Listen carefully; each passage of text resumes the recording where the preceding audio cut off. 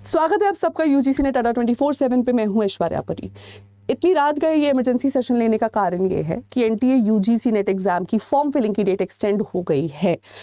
जैसे कि आप सब जानते हैं, बहुत सारे कैंडिडेट्स को फॉर्म भरने में दिक्कत आ रही थी, साइट क्रैश कर रही थी, फोटो नहीं अपलोड हो पा रही थी, या फिर किसी कारणवश लिंक नहीं ओपन हो रहा था, पेमेंट्स नहीं हो पा रहे थे।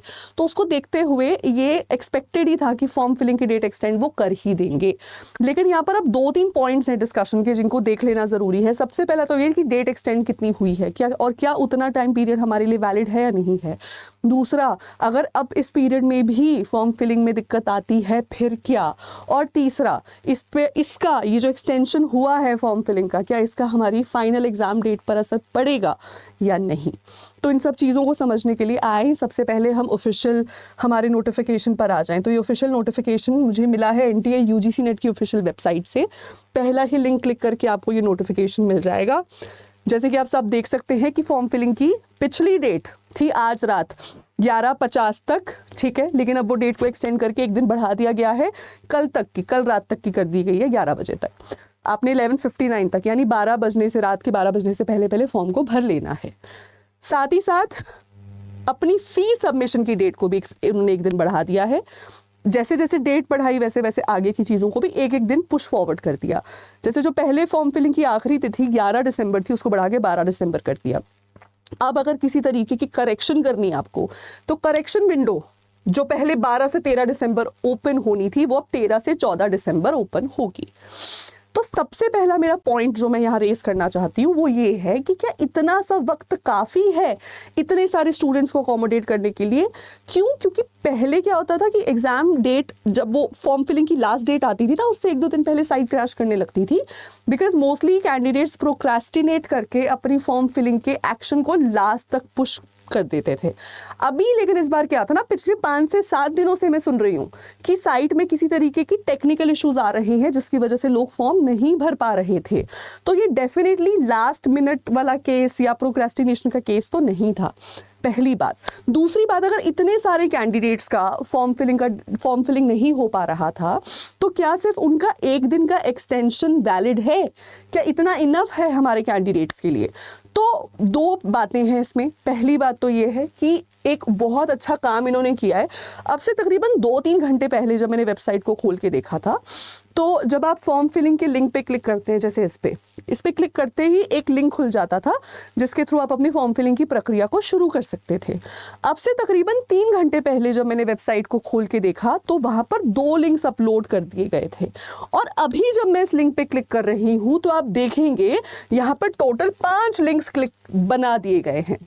मतलब मान लो जहां पहले 5 बच्चे एक लिंक पे पहुंच रहे थे और वो एक सर्वर को यूज कर रहे थे फॉर्म भरने के लिए, वहां अब 5 बच्चों के लिए 5 सेपरेट लिंक्स बना दिए गए हैं।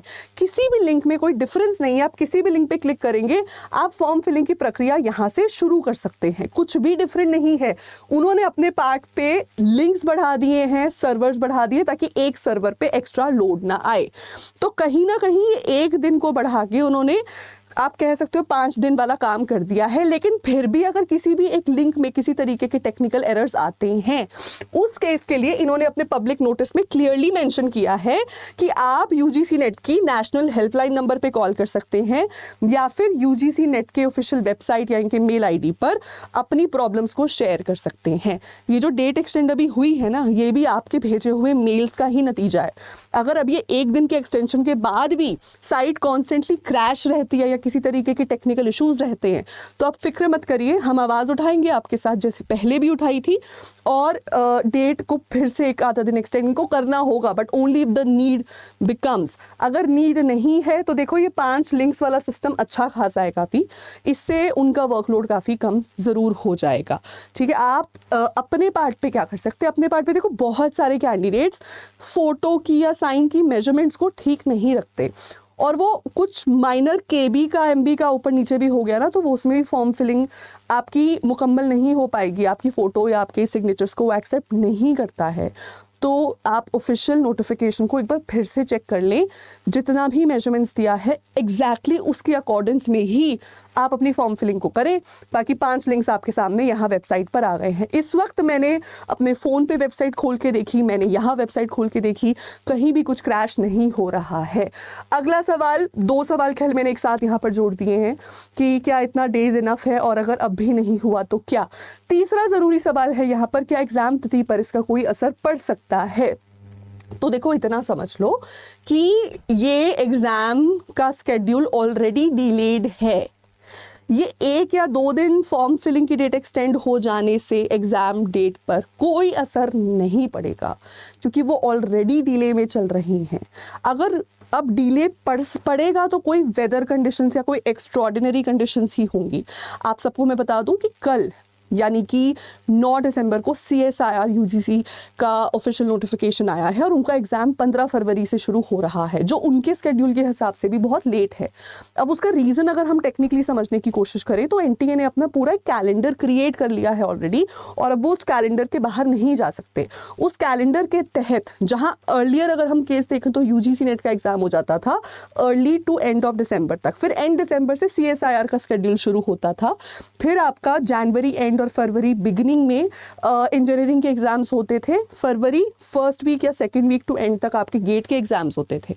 अब क्या दिक्कत आ गई है कि UGC नेट का स्केड्यूल ही आपने आगे कर दिया, तो वो कट जाने से अब क्या है, जनवरी पूरा आपका UGC नेट एग्जाम में जाएगा। अब उन्होंने CSIR को उठा के बिल्कुल पीछे कर दिया, तो एज इट इज जो आपका इंजीनियरिंग एग्जाम्स है वो एंड जनवरी हो गए, फरवरी बिगिनिंग तक, फरवरी beginning to 3rd week of फरवरी तक आपके गेट के एग्जाम्स कंडक्ट हो रहे हैं, और once all of that is sorted then उसके बाद आपके 2nd वीक ऑफ फरवरी से CSIR के एग्जाम स्टार्ट हो रहे हैं। तो इनका स्केड्यूल बहुत ही जैम पैक्ड है, मतलब इस वक्त किसी भी तरीके के चेंजेस यहाँ लेकर आना वो अफोर्ड ही नहीं कर सकते हैं।